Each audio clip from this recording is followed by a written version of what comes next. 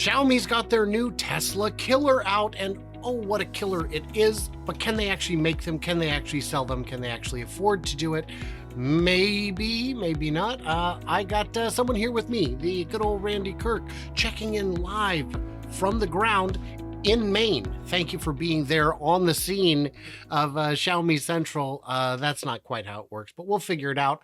I'm Brian. Welcome to Futuraza. Randy Kirk, whoa, best-selling author, joining us today to discuss our good friends in China, Xiaomi. Now they've gotten, by the way, I would like to say a quick thanks to new and upgrading members on Patreon, YouTube, Patreon, John, Rashawn, and Scott. I may have thanked them in the past and just forgot, but I figured I'd better safe than sorry. Ignore the referral code. There are other ways to support. I appreciate you guys showing up and sharing the love. This is how I am able to actually do my job because, you know, YouTube doesn't pay all that much. So here we are. Xiaomi, in their first full month of deliveries, delivered 7,000 cars. Not bad. That is really good. That is, frankly, a little surprising to me. How do you think they were able to ramp so quickly? You know, it's kind of, maybe you have some information on this that I don't. It's kind of a mystery. It's rare that a company goes from zero. I think they said they made 10,000 or something in that same period and shipped 7. It's rare for a company. I mean, beyond rare. I mean, we've been able to watch all these other companies now that we've all become experts on car manufacturing.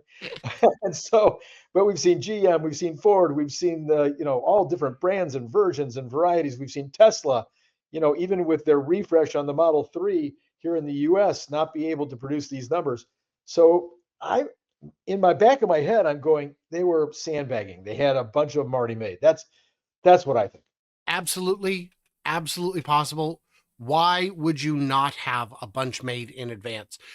There were over 88,000 locked in orders, which is helpful. That means you can just go gangbusters and see how many you can do. Do you know who makes them? Oh, I hadn't looked that up. They're not making them themselves. They are not. They are actually made by BAIC, which is a state-owned company. So they are contracting out to have them made, because if they were trying to invent their own factory, Yeah, so BAIC is a force. They are maybe the second, maybe even the first. Well, no, I don't think they're making more cars than BYD at this point. So they're probably the second largest maker in China. Well, let's take a look at some of their brands. By the way, they are the ones who bought Saab, but we've got Blue Park New Energy Company, off-road vehicles, but then you get down to the ones where they've made all of these cars. They've made the Stellato. These are their own in-house products. They've made a whole lot of cars for a whole lot of companies. So this is not that weird. Yes. And then in joint ventures, they've made some Hyundais, some Beijing Benz. So they're the ones who are making the Chinese Mercedes, and not a knockoff, but the actual Chinese Mercedes. So they've got some competencies there, and they can do it. There are some more fun articles out there about them inside Xiaomi Super Factory in China, where new cars are produced every 76 seconds. Now, I don't know how good your math is, Randy, but there are more than 10,000 76-second intervals in a month. Yes. Oh, you do.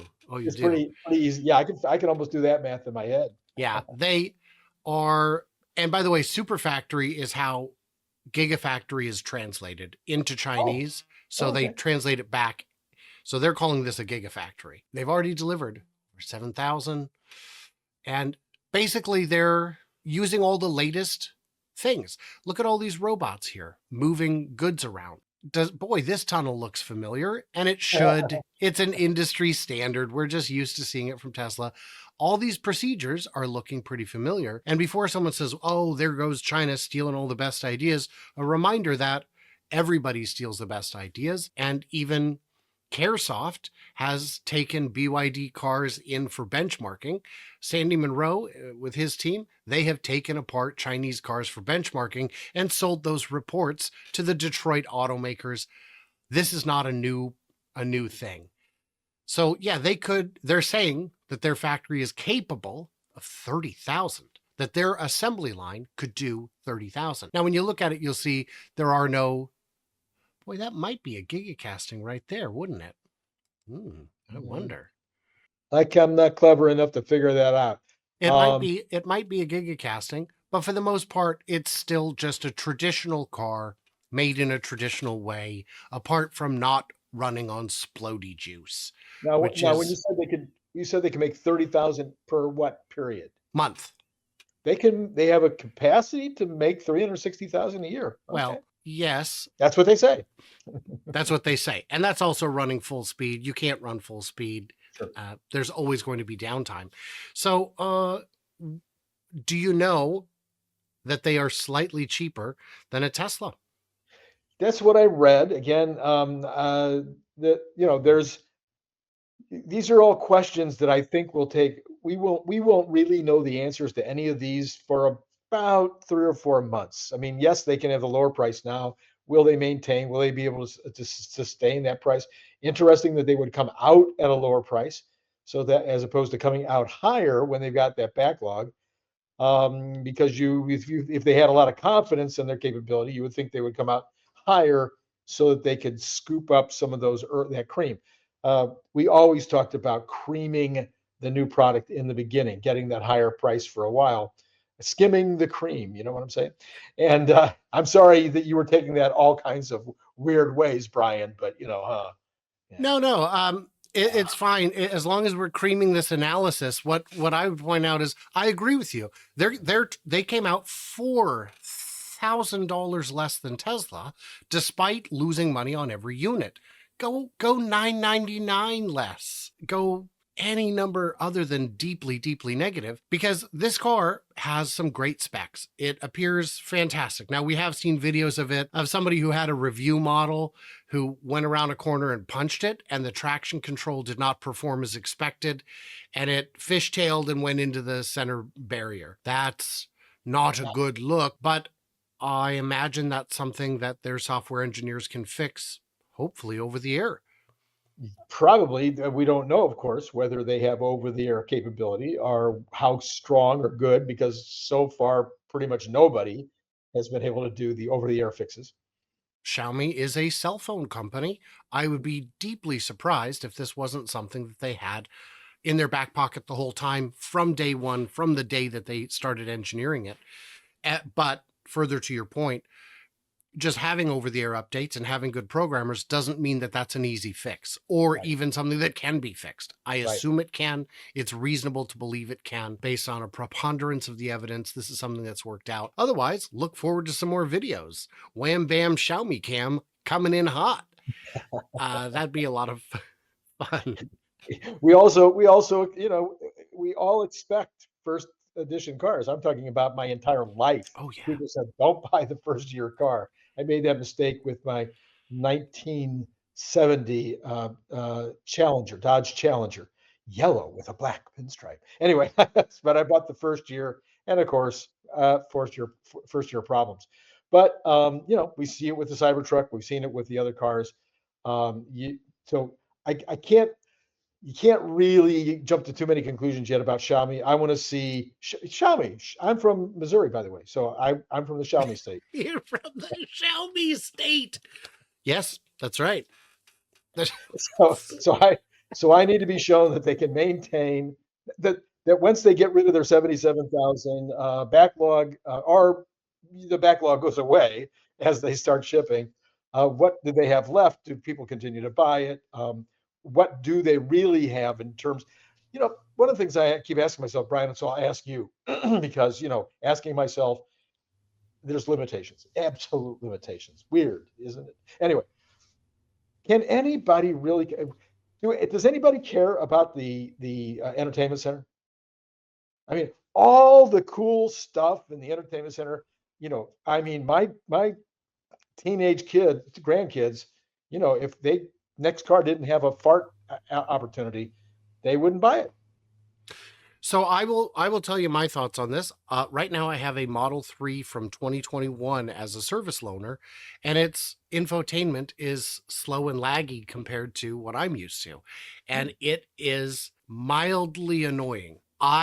If I found out that my next car had to be a 2021 Model 3, this would not be a deal breaker. But the idea of stepping from that back to the kind of infotainment you get in like a Mercedes would be deeply disappointing. I would feel like I am compromising in ways that just don't sit right with me. So I would be disappointed at that prospect. But So, does Mercedes have a fart machine? I mean, they don't have that, do they? well, it is gas powered, so the whole car is a fart machine. So that's going to be just a great Yeah. prospect right there. Okay. I know I sound like I'm being flippant here. I really honestly believe we're watching the light shows all across the country now, people getting together, trying to get the new record for the light shows and programming them in new ways. You know, we've got the fire, you know, we've got the, I don't know if you've ever been locked out of the car or accidentally tried to break into your own car, but they have this amazing thing, bomb, bomb, bomb, bomb, that tries to scare the life out of the thief if you try to break the. I mean, all these fun things. I think that unless these other companies and they don't even have the kind of personalities, to come up with this stuff. I think if you don't have all this tomfoolery, or teen foolery, I don't know. I think it would hurt. I think long term it matters. So let's finish up talking about Xiaomi because they've got profit from other divisions that can sustain some losses in the automotive side for a while. They've got a factory that's set up to get their costs under control. They've got the volume to get their costs under control quickly. My initial concern was, great, you're going to lose 10, 20,000 on every model. You're going to take the lucid approach and not sell very many to keep your losses minimal. But these guys are ramping quick. And my fear was that they would have to either drastically raise the price on these or drastically raise the price on the next model to cover the losses on these. Right. But it's not insane to think that they could narrow their losses on these. But because they're offering kind of Tesla features and they have a middleman to pay, I just don't see them being able to maintain this price forever. Right. Because no economies of scale, I think, are going to be sufficient to get it under control. They're also tweaking the bear. They're low by coming in with a lower price. They're tweaking Tesla. They're poking Tesla in the nose and saying, "All right, we're cheaper than you." And Tesla has that capability. They have the ability to short term them and just go in, and if they thought there was any kind of a problem in terms of this new brand. I think that if they'd have gone 1,000, it would have created a price war. But going 4,000 below, I think, is too far. And Tesla says, keep it. We will let you rack up those monumental losses because 10,000 times just that, just we'll say, even $1,000 on 10 grand is, what would that be? 10 million a month in losses. That's not that big. They can deal with it. But I think this is exciting. If the on the ground reviews are good, this is exciting. And it goes to show that maybe Apple was a bit hasty in their retreat, but what are you going to do, man? I guess in the comments, I would ask, what do you guys think of this car? Is it all that? Is it exciting? Would you buy it? Would you want it? I mean, it's got some shared DNA with, well, that's not super exciting on the inside, especially from a cell phone maker. It's definitely borrowing from a number of other successful designs. Sure. So we shall see. And it's got this widow's peak here, like Eddie Munster. That's cool. We all have to show our age once in a while, Randy. Once in a while, yes. Who was Eddie Munster? Oh. So guys, what did we miss? What did we misunderstand? Leave it into them comments below. And stay tuned, stay juicy. And I have a big secret announcement coming up soon.